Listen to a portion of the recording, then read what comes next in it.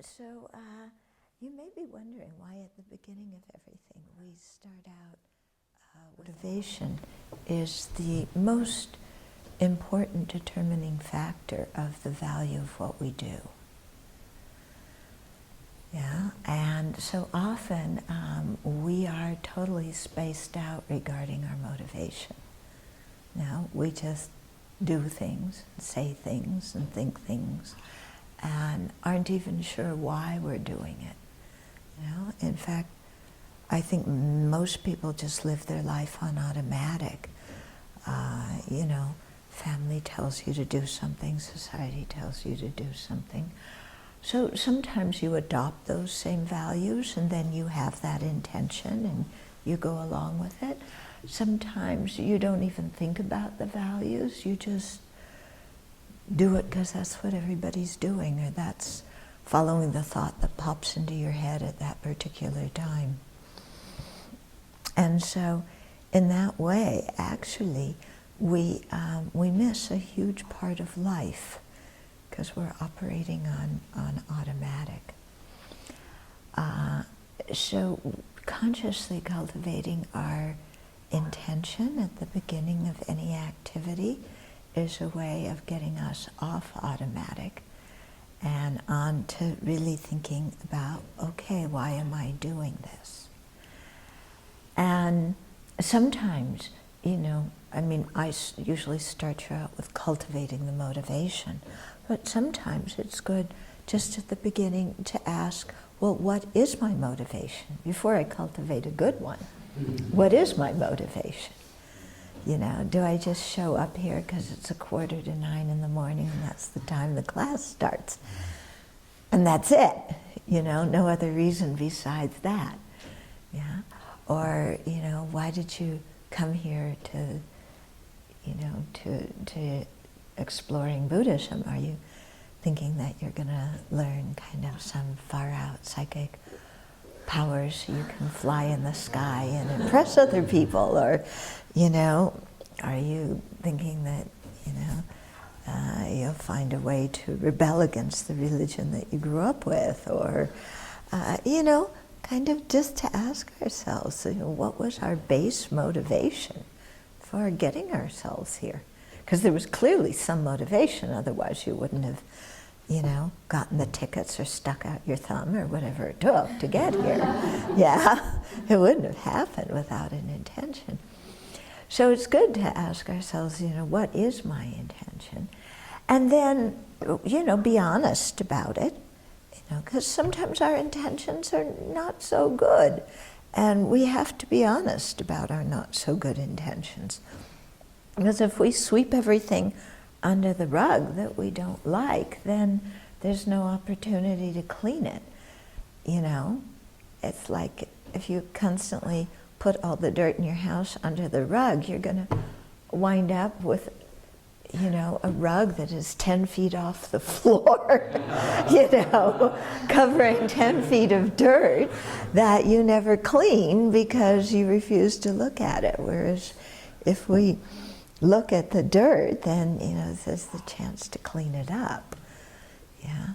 So we have to be kind of fearless in that way. Yeah, fearless to be honest with ourselves. Mm-hmm. And sometimes we miss things, and so our Dharma friends will point them out to us. You know, and that's why Dharma friends can be quite important, you know. They point out what we've skimmed over, yeah. And usually Dharma teachings point out what we've skimmed over too. So sometimes in teachings we feel a little bit uncomfortable, like, this is talking about my mind and about parts of my mind that I'm not so happy with. Yeah, but that's okay, you know, that's what the teachings are intended to do, because otherwise, like I said, there's no chance to grow if we can't see what's there. You know, if you're going to plant a garden, you know, and grow beautiful flowers, you have to study the earth before you plant anything. And, you know, if there's bubblegum wrappers and thorns and, you know, all sorts of junk, you have to take it out before you plant anything. Otherwise, you know, you can plant beautiful flowers, but, you know, they're going to have a hard time growing because the bubblegum wrappers are, you know, all over the dirt, interfering. So, so cultivating our motivation, this whole thing about motivation really makes us be honest. And I think that's one of the things that I really appreciated about the Buddha Dharma, the Buddha's teachings, was that there's no room for hypocrisy, you know? Or put it this way, through our unknowing, we may wind up being hypocritical, or we may deliberately be hypocritical. However, it doesn't benefit us, in the least, because the purpose of the teachings is to, you know, purify our mind and enhance our good qualities all the way up to full awakening. Yeah, the purpose of the teachings is not for other people to praise us because we're holy, or for other people to create a good reputation because we know a lot. Yeah, and we can impress people with, you know, saying lots of big words. Yeah, that's not the purpose. Yeah, because those purposes are kind of, they're just regular old purposes of ordinary beings, aren't they? You know, I mean, what do most people want? We want praise, we want a good reputation. So, well, you can get your praise by, you know, working the stock market. You can get your praise by, you know, whatever career you choose to do. Yeah, and everybody gets some praise for whatever career they choose. So that isn't anything extraordinary. Yeah, just getting praise. And similarly with wanting a good reputation, you know, I mean, just kind of, you don't, everybody wants a good reputation, you know, either for being the best dog trainer or whatever field you're in, you know. You want to be, when I go in to work in prisons, they have the guard of the month, you know, who's the best prison guard, yeah. And, you know, so everybody wants a good reputation by getting acknowledged in some way. So, you know, rather than being a prison guard, if you get your reputation just from being a Buddhist, it's still the same motivation to have a good reputation. You're just using, you know, something spiritual to do the same old worldly thing. Or if we were looking for praise, we're just getting something spiritual to feed our same old ego needs. Yeah, and so doing that is not the purpose of the teachings. Yeah, if we want to just feed our ego needs, then better to, you know, be a prison guard or a Wall Street whatever, or a, you know, an activist, or, you know, whatever it is that you want to be. Yeah, but using the Dharma, we should, you know, really pay special attention not to have kind of regular worldly motivations that are basically self-centered. You know, how I can look good to other people in this life.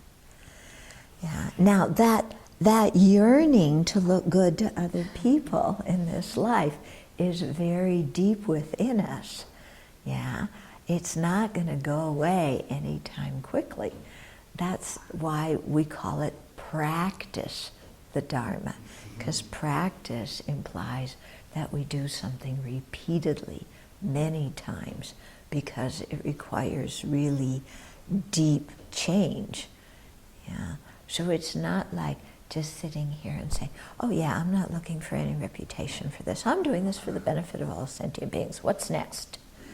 You know, that is, you know, changing this very strong habit we have of wanting to look good in front of other people.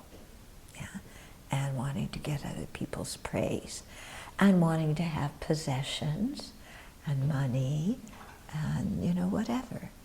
And, unpleasant sense experiences. Yeah.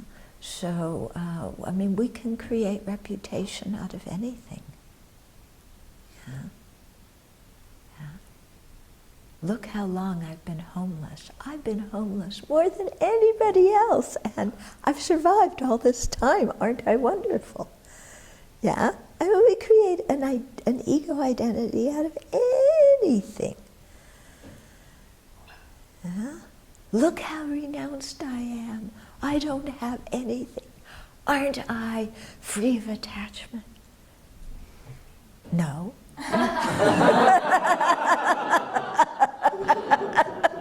Actually, you're full of attachment. Okay. So, we'll notice this about ourselves. We need a good deal of self-acceptance to see this, and courage. But also, when we come to see the disadvantages of attachment, then we'll want to change it. Yeah? So we're not saying that attachment is bad. Like, what an awful person you are, you're attached to your reputation. It's not like that, okay? We shouldn't see anything in the teachings as coming from outside, being imposed on us. But rather, what the Buddha did is he just talked about what he understood and gave it as a gift to us.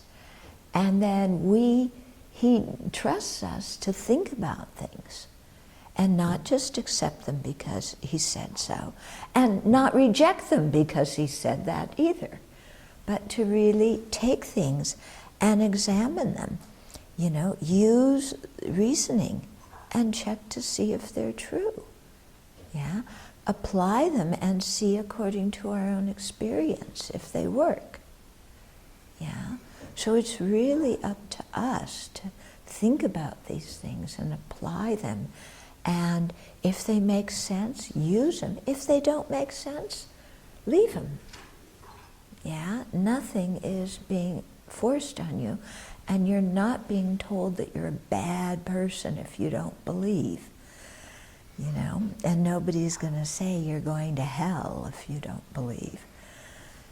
Yeah, this is not part of the Buddha's teachings, okay? So, please feel like you have your own intellectual and experiential freedom, because that's the only way, actually, that anything is ever going to really become our own. If we accept anything whatsoever as an obligation that we don't want, that's being forced on us, either, by other people or some belief system or whatever it is, it's never going to be truly comfortable with us. Yeah. We're always going to squirm in it because it's not something that we thought about, that we decided this is, where I want to go. Okay? So I think that's quite important. Okay, and then there's some more examples about, the whole thing of motivation, why we're going to talk about it a lot, is because generally in society, people don't think much about their motivation, and society doesn't encourage it, and instead society encourages us to look good. Yeah? And so, we've all been inculcated to look good, haven't we? Yeah, this is what you have to do to look good. And so we don't always think of why we're trying to do something. So you know, from a Buddhist viewpoint, the quality of the intention is much more important than the actual action we do. So, you know, if somebody's coming along and says, would you like to give a donation? They're building a clinic for the impoverished people in this area. Yeah, would you like to give a donation? Somebody might say, oh yeah, you know, I can give $100,000, and will you name the clinic after me? Or if you won't name the clinic after me, at least, you know, in the entryway, put a plaque acknowledging that I gave $100,000 and was a chief benefactor for this. You know, that's the way things are done in society, aren't they?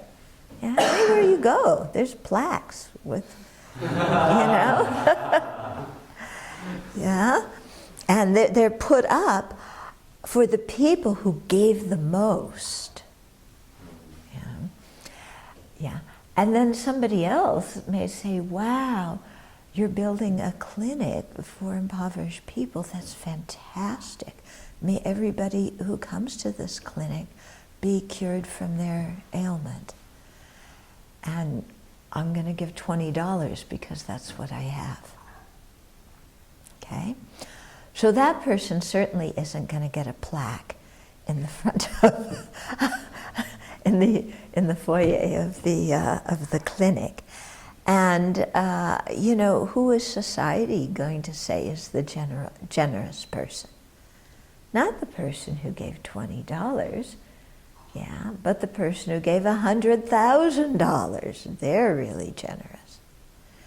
But when you look from the viewpoint of the mind and the motivation, who was generous? Yeah. Who was the generous person? Who was the person who cared about others?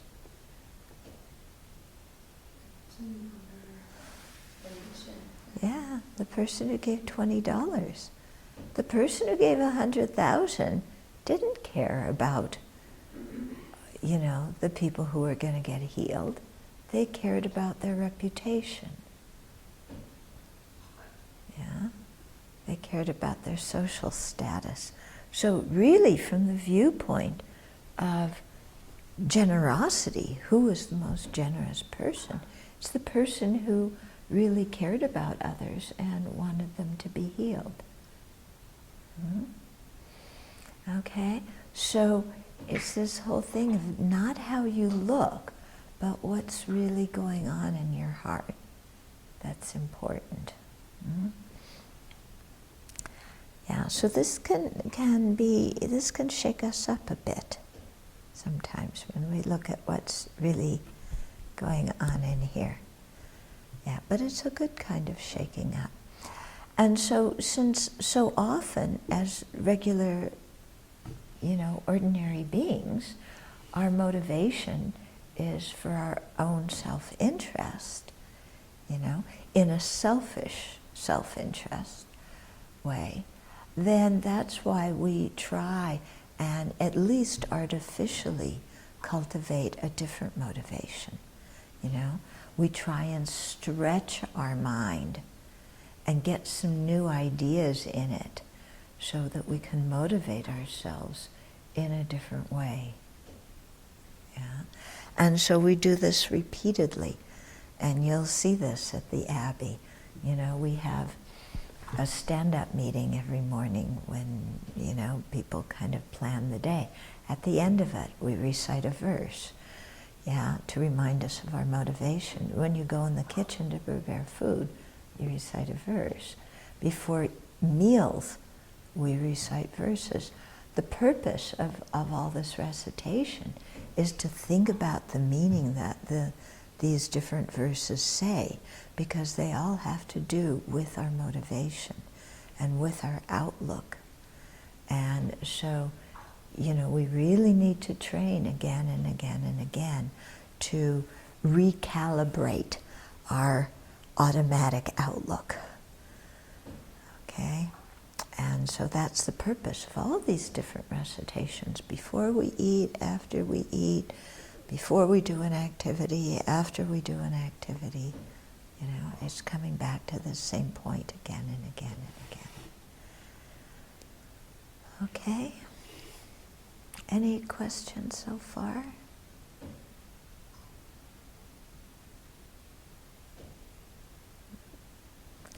Okay. So this whole thing of motivation is, it applies to every aspect of our life. Yeah. And that means that we can practice our spiritual path anywhere, at any time, with whoever we're with. Yeah. Because the motivation is the key thing. And our motivation is what's happening in here. It's not how we look. Okay? So then, okay, to talk about a little bit the mind, rebirth, that kind of stuff that you wanted to know about. So when we use the word mind, yeah, it's not referring to the brain, okay? The brain is the physical organ. The mind is something by definition. The definition of mind is clear and knowing, okay, or luminous and cognizant. Yeah. So when we say that it's clear, one meaning of clear is that it's formless. Yeah, it's not made of atoms and molecules. It can't be measured by scientific instruments. Yeah. Clear can also mean that it's like a mirror and it has the ability to reflect objects in it. Yeah. And then knowing or cognizant means that it can engage with those objects. So actually when we say mind, it refers to every part of us that is aware, that is cognizant, that can perceive objects. So it ranges from, our visual consciousness and our other sense consciousnesses that know sight and sound and smell, taste, touch. Yeah. It also includes our mental consciousness that can think about different things. Yeah. It includes our feelings, our emotions, our attitudes, our views. All of those are put in the category of mind. So what's quite interesting is in Western culture, we have a big difference between mind and heart. Yeah, mind is up here, we think. Heart is here. So somebody who has a good mind is very different than somebody who has a good heart. Wouldn't you say, according to how we use the words in our culture? However, in Buddhism, the same word is being translated as mind and heart. In Buddhism, they're not two different things. It's not mind up here, all intellectual, heart down here, all emotive, and some brick wall in between that, so that the two can't influence each other. It's not like that.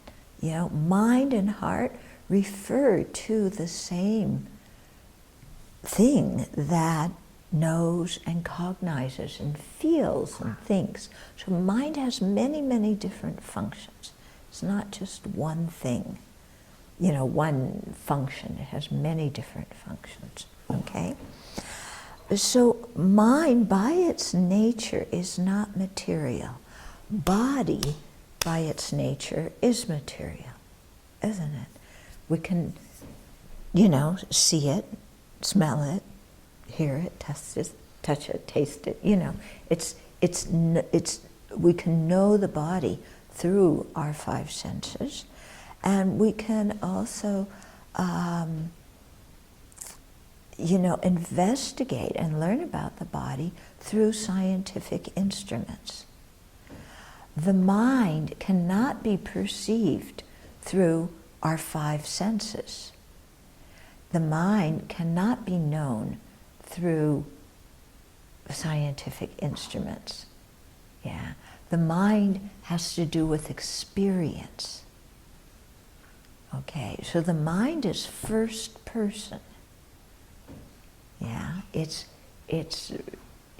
your own mind, your own experience. Yeah. The mind and the brain are related when we're alive. Okay, clearly there's a relationship between our body and mind, but they're not the same thing. They're quite different. Okay, so the mind has its continuity, which is atomic and molecular, material in nature. You know, if not the mind, the brain. Did I say mind? I meant brain. Catch me when I slip up, okay? So the brain, you know, I mean the brain, you can take your brain out and put it here. Or your body is, you know, here, there it is, okay? And it has, you know, its own continuum, causal continuum. Where did our body come from? Well, this moment of body, today's body, came from yesterday's body, which came from the day before the body, then the day before. And so we can trace the continuity of our body back, you know, to the baby who came out of the womb, okay, to the body of that baby, to the fetus, to the zygote, to that newly fertilized egg, okay, to our parents' genes. Yeah, we can trace the continuity of the body back in that way. And then, you know, it started out with, you know, the sperm and the egg, and then you add on to it all the food that we've eaten for however many years old we are. And that's the cause of the body, you know, and there's a continuity even from moment to moment, you know. 5 minutes ago, that body is the cause of this body that we have right now, okay? So, you know, we can trace the continuity of the body back to our parents' body, to the food, to the earth, probably to the Big Bang, or whatever it is that, you know, happened. But the Big Bang wasn't the beginning either. There was something before the Big Bang. So there's some kind of, you know, infinite series of material causality that goes back and back and back, beginninglessly, I think. Yeah? Now, with the mind, with that part of you that is aware and cognizant and feels, yeah, that mind isn't material in nature, but it too has its own continuity. Yeah. So tracing back, you know, today's mind came from yesterday's mind, came from the mind of the day before. Yeah, we can see there's some kind of continuity in what we think, or just our ability to think, our ability to perceive objects, our emotional patterns. There's some kind of continuity that can be traced back of just clarity and knowing. Yeah, that comes from one moment traced to the previous moment, to the previous moment. So we can again go back, yeah, and we can see that even a newborn baby has consciousness. It has mind, it has heart, it perceives things. Yeah, a newborn baby knows if it's happy or miserable. Yeah, it knows how to nurse, it perceives things. So it has a mind, okay? So that mind of the baby when it was first born, you know, what was its continuity? We trace that back into the mind of the fetus, yeah? And then back and back and back and back, you know, even when the baby was, you know, just a clump of cells, there was some consciousness there, we say, yeah. Certainly the sense organs weren't there, and it didn't have language, so the ability of, you know, of the high functioning mind that we have now wasn't there when we were a zygote, but there was some conscious awareness. And so that's traced back to the moment of conception. So conception is not just the sperm and egg coming together, but also a consciousness joining that sperm and egg. Yeah. Apparently scientists say that there's lots of fertilized eggs, you know, but not all of them implant in the womb. Yeah. So it could be maybe, you know, you need to have the consciousness there to implant. But in any case, there's there's this continuity. So then, you know, at the moment that that mind stream entered the fertilized egg, what was its previous continuity? Where did it come from? Yeah. Now we can't say the previous continuity of the mind was some material thing, because the mind has never been material in nature to start with. So how is it suddenly going to become material? That's not going to happen. Okay. I don't think the stork brought it. Yeah. So what could have been, you know, where did that first moment of consciousness in this life come from? Yeah. We point to a previous moment of consciousness. Yeah. Before that consciousness entered the sperm and egg and started this life. Okay? So it was a previous moment of consciousness. So we say that moment of consciousness was in the bardo.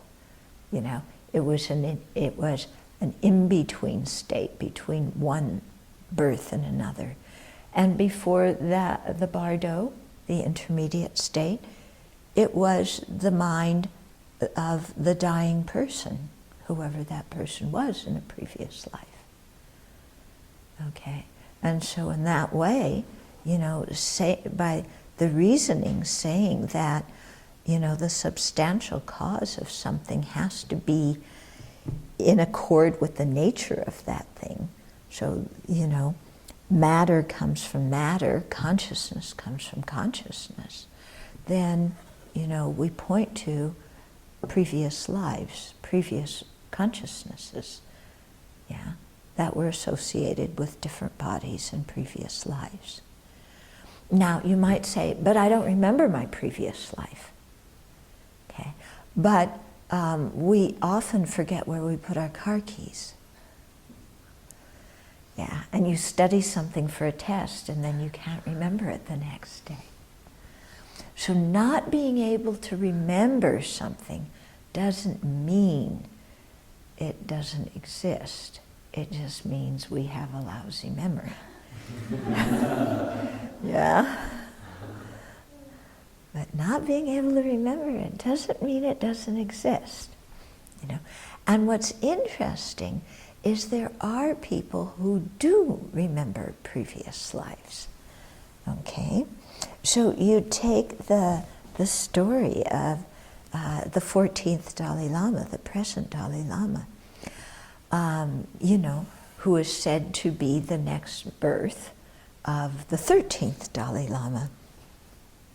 So the way they found this child, it's quite interesting, you know.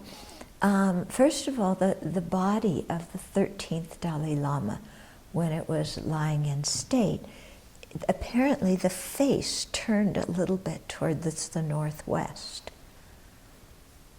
Yeah, this is the dead body. You know, the face turned towards the northwest, and there were special clouds in the northwest. So they took that as a sign to look in the northwest part of Tibet, okay, which is the Amdo region of Tibet.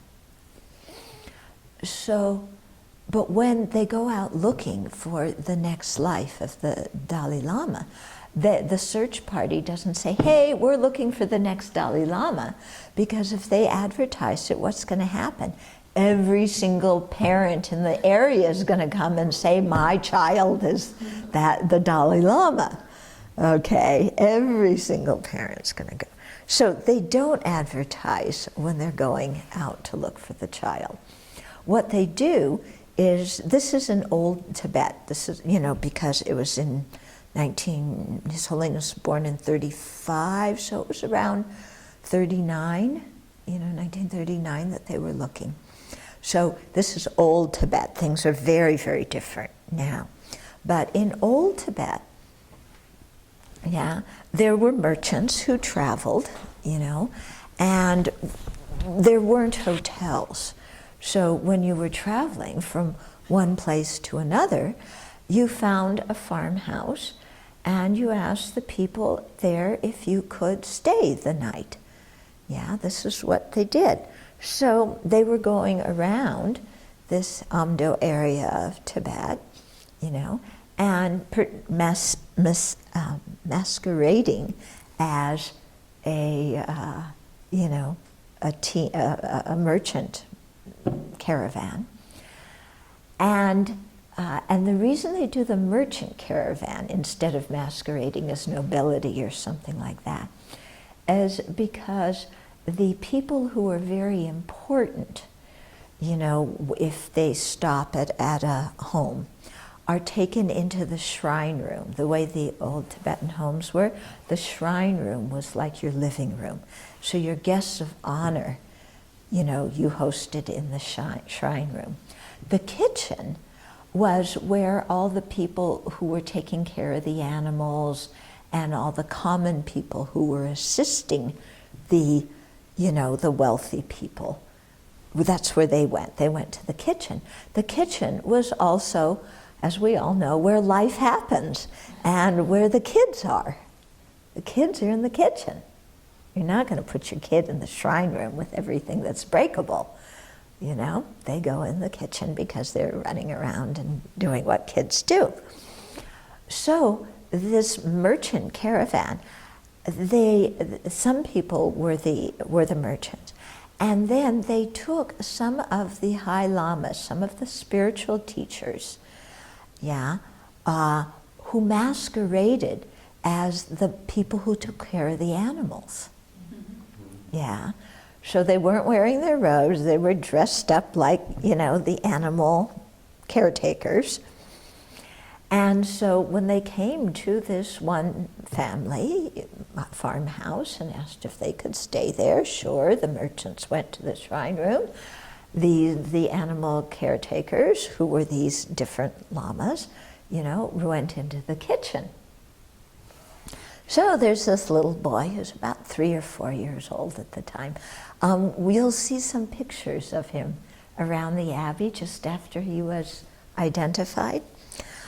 So one of the guys who was masquerading as the animal caretakers was wearing a mala around his neck or on his arm somewhere. Okay, which that was common in those days to do. So the little boy kind of runs and jumps up and sits in this lama's lap and pulls at the mala, the prayer beads, and says, "This is mine." Actually, it was the mala of the 13th Dalai Lama. And he pulls at it and he says, "This is mine." And somebody else says, "Well, we'll give it to you if you can identify who the person is who's wearing it." And he said, "Yeah, you're Lama," what was the name of him? I forgot. Starts with a K. Anyway, you're Lama so-and-so. So-and-so Rinpoche, He knew the name of that person, even though he was dressed up as something different. So there's some kind of clear memory that His Holiness had of certain, things from his previous life. There's a scene in, I think it's in Kundun, where he finds the false teeth of the 13th Dalai Lama. you know, as a child and says, these are mine, you know. I'm not quite sure how the 13th Dalai Lama got false teeth, because they didn't have dental equipment in old Tibet. So it must have been some small something, you know, that was easy to make. Okay, so, you know, that's how they have the system of identifying, you know, the next rebirths. Having said this, I need to say that not everybody who is identified as the rebirth of somebody, not all the identifications are correct, and not all of the people are highly realized beings. Okay, so you always have to look at the qualities of somebody this life, not, you know, the name and reputation that they get from their previous life. Yeah, you always have to look and assess people in this life. Okay, there's also other stories of people who aren't Buddhist. His Holiness tells one story of a little girl. She's like 4 years old, and she remembered being, you know, so-and-so from a different family in another village. And she kept saying to her parents, I want to go there. You know, that's my family. And her parents finally took her to that village, and she identified relatives. She, you know, had memories of things. And there's also a video. It's really very interesting. Some people in Australia were doing research about people who had past life memories.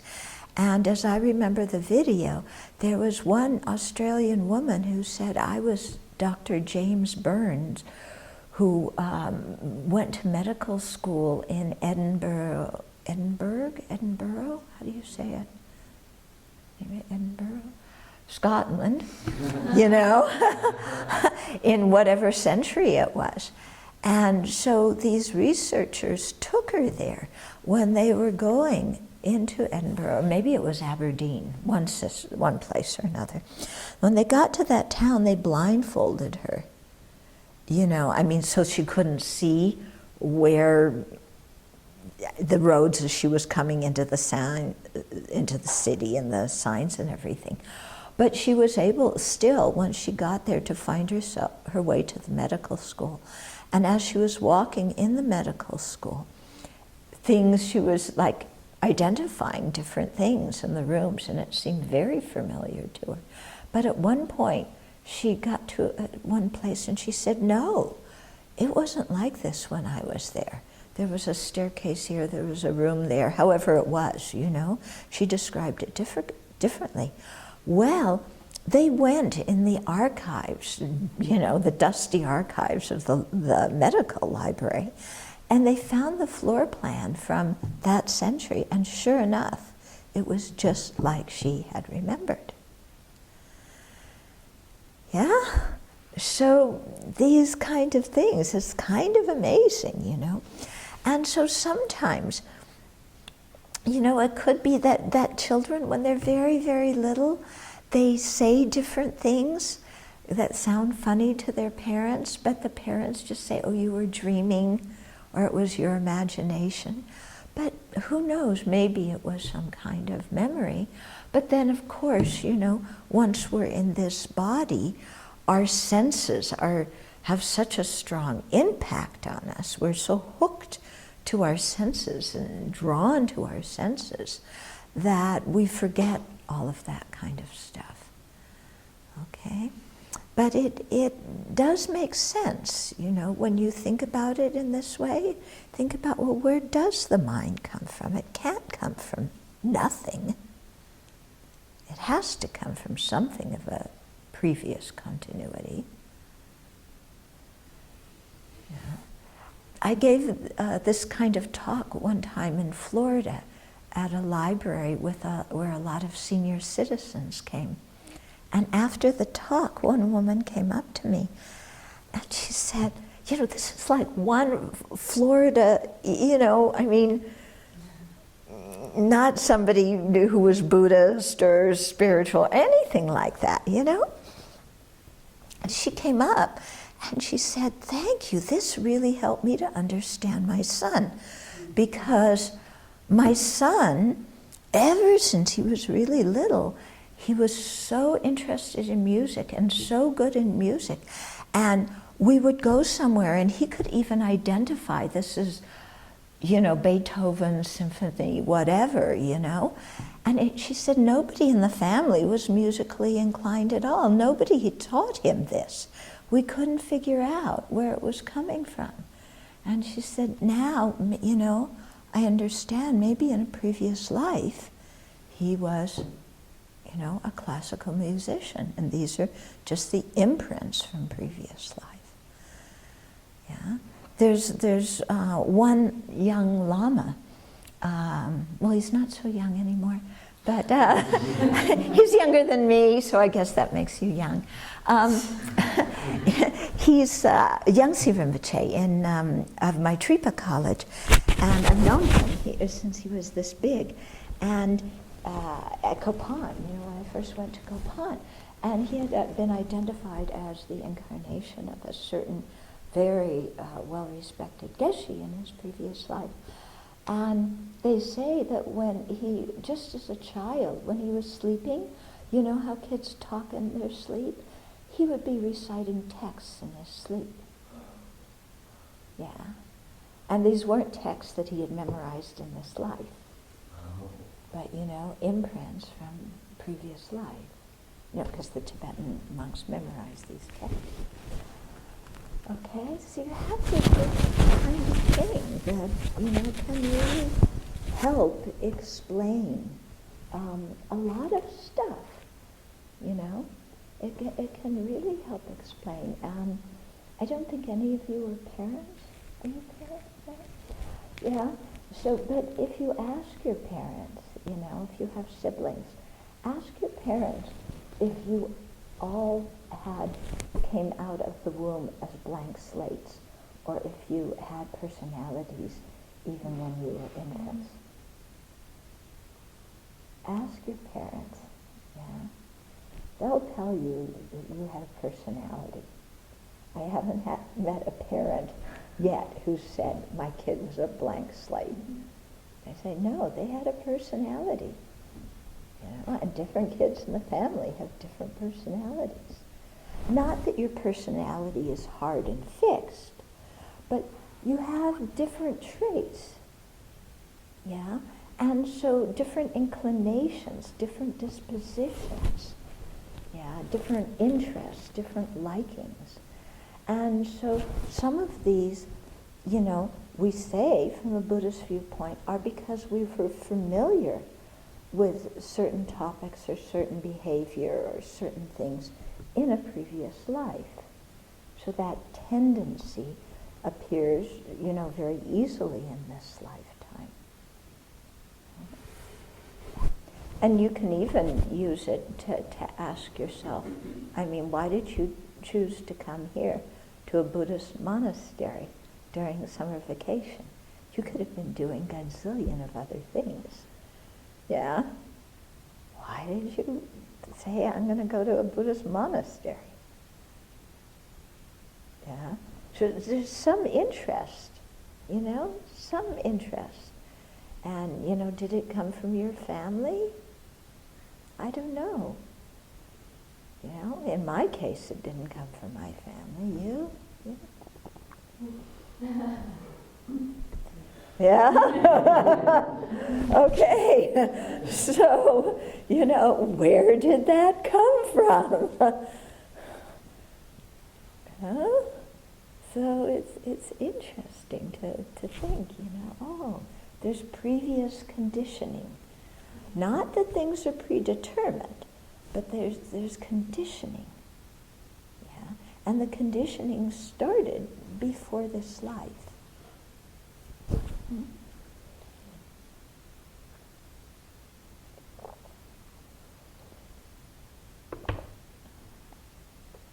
My mother used to say, what did I do to deserve this? To deserve a kid like you. She only said that when she was unhappy. when I did something she liked, she didn't say that. When I did something she liked, then I was hers, and so from her when I did something she didn't like, what did I do to deserve this? Well, Mom, there's this thing called karma. And she said, why are you acting like this? Well, there's this thing called, karma. I never told her that. She would not have accepted that. Okay, but it's an interesting thing to play with, So just to think about and see if it helps you understand things in life. See, if the reasoning makes some sense to you. If you can account for some other origin of mind, then fine. Scientists. That's good. I mean, when I talk to scientists, their thing is, well, first of all, you have some scientists that are just pure reductionists. There is no mind, or the mind is the brain. Yeah. So that you can refute pretty easily, because if the mind is the brain, then, okay, when you say to somebody, I love you, what it means is, I love your brain. Which means, if you put the person's brain right there, I love you, brain. Yeah? Those gray indentations are so beautiful. Yeah? If the mind is the brain, then really you have to say, I love that physical organ. Because that's all the brain is the physical organ. Yeah. Your neurons are like diamonds. Your synapses are like pearls. I mean, come on.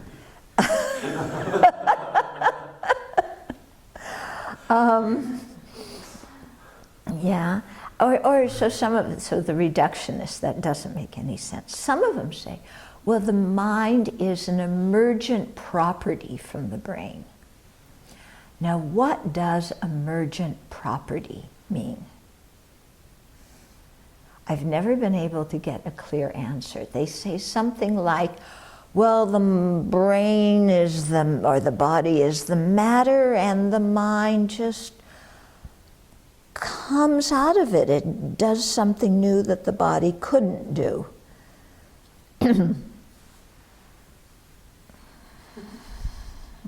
Yeah, well, how did that happen? Evolution. No, I want more detail. Tell me how that happened. Yeah, tell me what this emergent property is. Yeah. And, they really can't describe it. If you Google brain, you will find so many pages and pages of material to read. If you Google mind,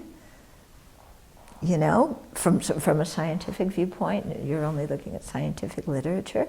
Now there's been some some research about, how the brain and the mind relate to each other and things like that. But the scientists really don't understand what mind is. They're really kind of at a loss. Mm-hmm. Okay, so we have time for questions, discussion. Yeah. I thought you had mentioned at one point, maybe in a teaching last year, about His Holiness having a reasoning to prove rebirth. Yes. Is that the same as the continuity of mind? Yes, that's what I just gave. That's what it Yeah. is. Mm-hmm. Okay, going back to, I'm trying to figure out the way to word this question. Going back to rebirth, Mm-hmm. when you're talking about like a reincarnated Lama or someone with high realizations, Mm-hmm. I guess why would they, because as a child they might be able to remember some of the recitations, and they might be able to recognize people, but they don't necessarily like they have teachers still, right? Right. Teaching them things. So why would they, if they have realizations in their past life, kind of like need a teacher as a child? Okay, so why would they need a teacher as a child? Okay, first of all, like I said, not all of them are highly realized, okay? But the process of dying and getting reborn is very, it's disturbing. I mean, you go through a lot of change. There's a lot of stuff happening. And so you know, that's one thing. So you have that kind of obscuration that comes from that big change. Also, it's not like you are a fixed personality with fixed information in your mind that just comes up out of one body, goes plunk into another body. Yeah? So it's not like that. So some of the things that maybe the mind was not so familiar with, you know, then they need a teacher. They need to, you know, be reminded of these things. So it's not like everything you knew from one life goes into the next life. Yeah, only some memories, some imprints, but the imprints also have to be activated. Yeah. And yeah, so that's one reason. For the beings who are really, really highly realized, I think they do that to show us the example of the importance of studying with a teacher. Yeah, because that's really, really important on the path. Yeah, so they don't just kind of, yeah, oh, I know it all. Yeah.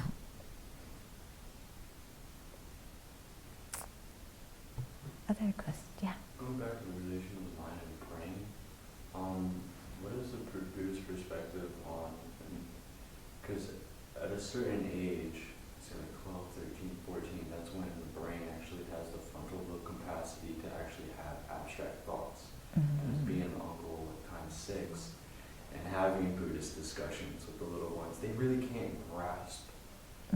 They can't, you know, until they're like 12, 13, and then I can start talking and be like, oh, okay, you know. So my question is, if the mind and the brain are not related, why would the mind have the capability of these contemplations if it's not dependent upon the physical development of the frontal lobe? Okay. So remember I did say the brain and the mind were related? Okay. Yeah? Yeah, they are related. Yeah. And the body and the mind are related. I mean, you can see it. When your body's sick, it changes your mood. When your mood changes, it affects you physically. So it goes both ways. Yeah. But yeah, the brain and the mind are two separate continuities, but they influence each other. And what we call being alive means that the brain and the mind are in the situation of influencing each other. A person's alive when there's that relationship going on, okay? When somebody dies, the mind is leaving the body, and that relationship stops, okay? So clearly, you know, there is a relationship between the brain and the mind. Yeah? But they don't know exactly what it is or how it works. Yeah?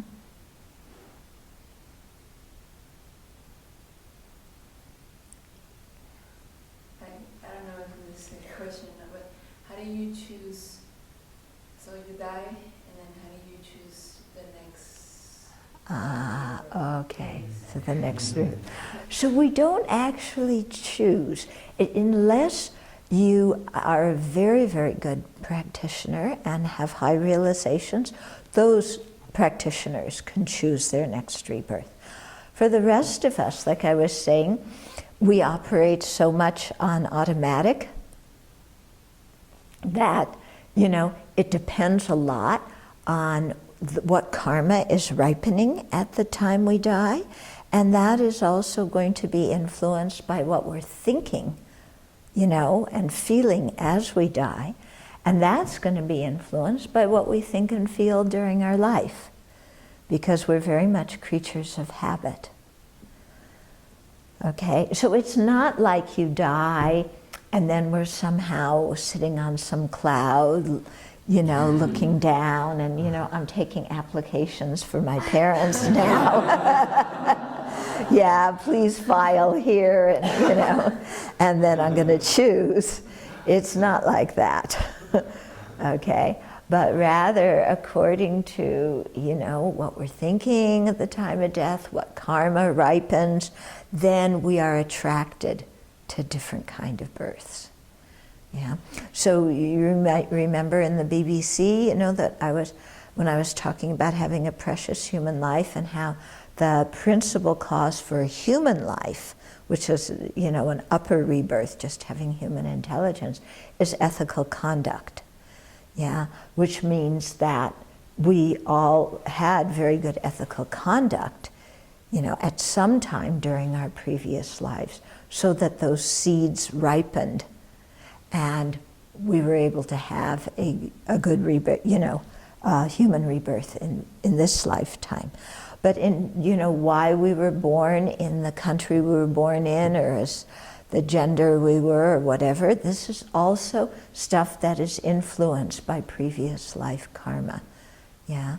So at the time of the death of one life, there's many, many, many different karmas that, you know, or karmic seeds, I should say, that ripen, that push us in different directions. Yeah.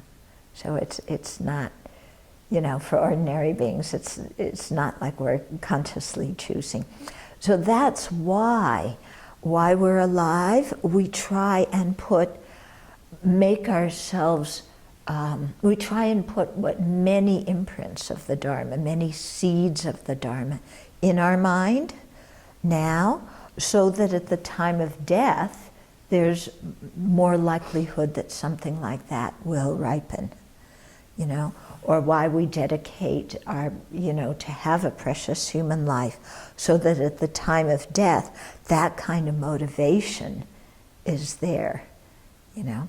Whereas, like, if you go through your life and you just really, you know, idolize sports car drivers, you know, the guys in NASCAR? Yeah, it's like, oh, this is so far out. I want to be one of those, you know. I love this racing, and they're going around these curves and crashing into each other, and this is so far out. And you watch it every time you possibly can, and you admire them. And so you're putting lots of imprint in your mind to be attracted towards that kind of thing in a future life. Okay?